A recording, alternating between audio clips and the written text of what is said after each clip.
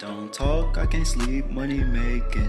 Or when you giving one life, go and waste it. Drugs in my system, leave me shaking. Once tried to calm myself. Good day everybody.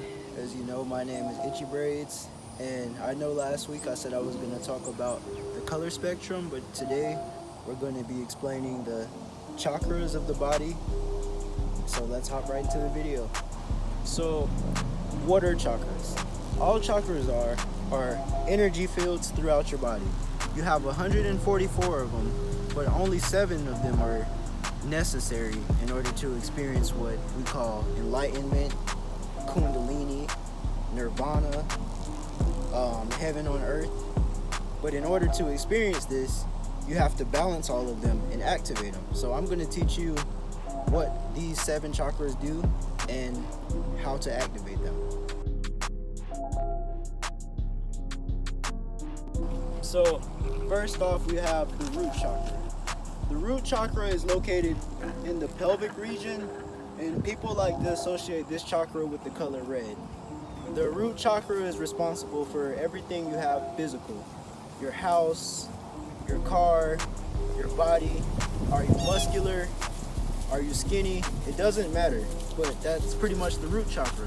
And just like chakras can be, let's resume, the camera fell. Just like you can activate the chakras, you can also clog them. And when you clog the root chakra, what you're doing is obsessing over physical things. You know those very materialistic people? They probably have a clogged root chakra. And you will never experience kundalini if you don't start from the beginning, which is the root chakra. So in order to pass step 1, you have to get rid of your obsession with material things. And that's the first chakra.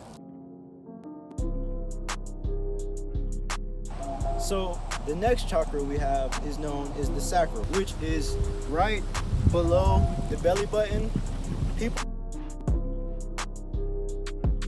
And it's responsible for your feelings and emotions. So if you have positive or good feelings or emotions, it will activate.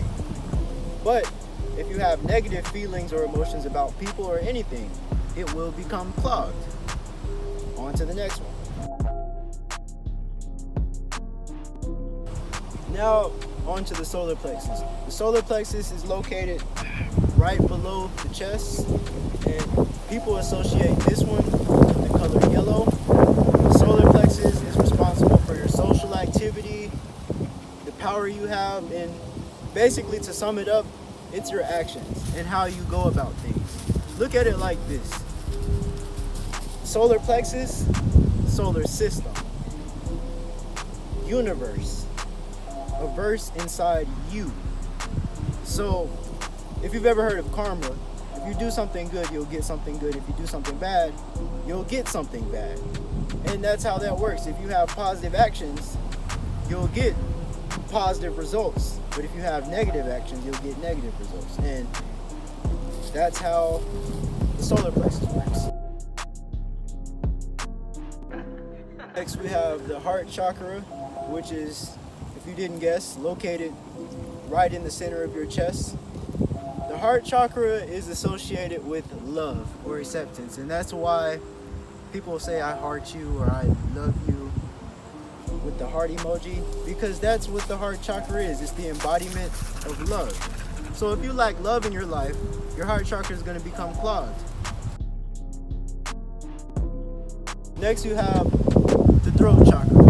And the throat chakra and ear chakra, they can kind of correlate into one chakra. They're associated with the color blue, and they work just like your mouth and ears work. Everything you say in order to build somebody up is looked at as positive, and derogatory things you say will clog those chakras. Same with the music you listen to. If you listen to bad music or music that's just negative, oh, I'm gonna go shoot little Joe and blow his head off with my shotgun.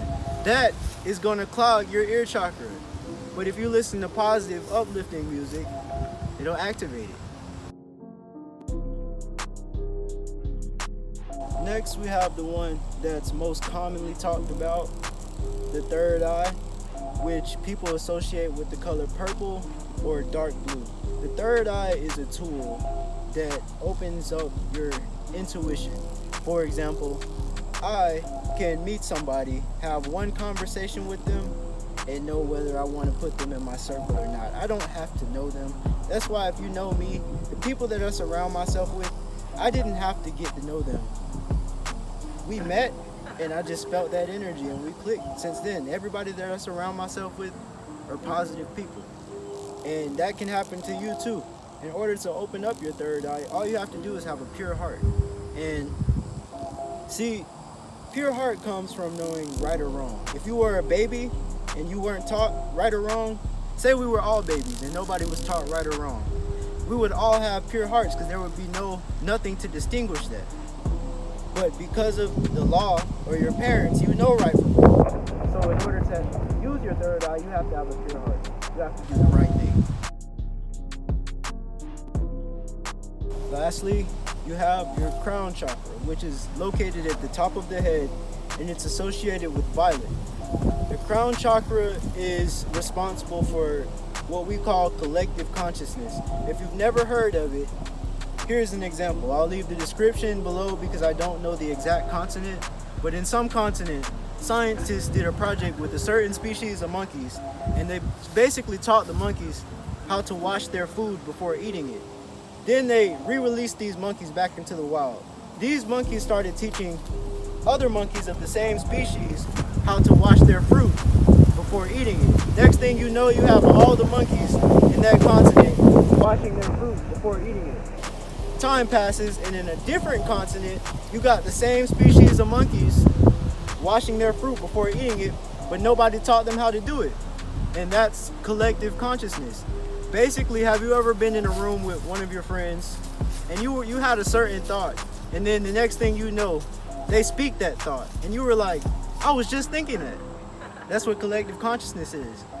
Our minds are computers, and your thoughts go into a database, and people can pull that database down, and that's it. People can pull certain information down from that database.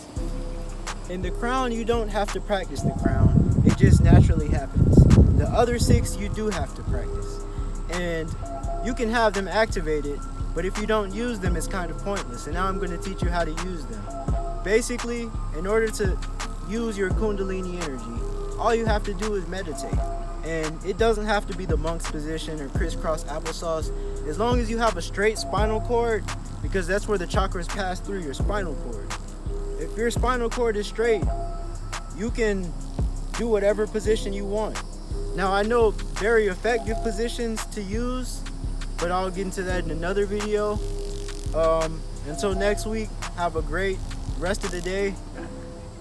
Peace.